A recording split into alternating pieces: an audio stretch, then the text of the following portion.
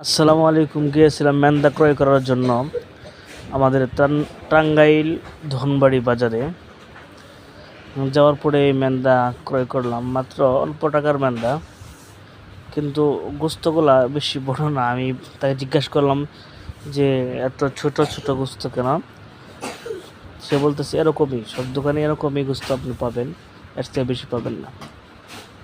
আর মেন্দাটা দেখতে আলহামদুলিল্লাহ অনেক ভালো এবং অনেক সুস্বাদু, কিন্তু বিশেষ করে আপনার মেন্দা অনেকে চিনেন না। আপনারা বিভিন্ন জেলায় থাকেন, অনেকে মেন্দা চিনেন না। মেন্দা কিন্তু আপনার এটা জামালপুরের ঐতিহ্যবাহী খাবার। যে কোনো অনুষ্ঠানে, কোনো প্রোগ্রামে এবং বলা হয় ফয়তা, বিশেষ করে 40 এগুলোতে মেন্দা দেওয়া হয় বেশি।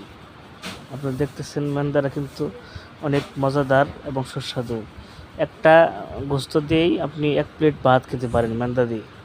সেই জন্য ওই মেন্দা খেতে হলে আপনি অল্প খরচেই মেন্দা রান্না করে অনেকগুলো ভাত এবং অনেক মানুষ একত্রিত হয়ে আপনি কিন্তু মেন্দা খেতে পারেন। ইচ্ছে করলে আপনিও রান্না করে খেতে পারেন।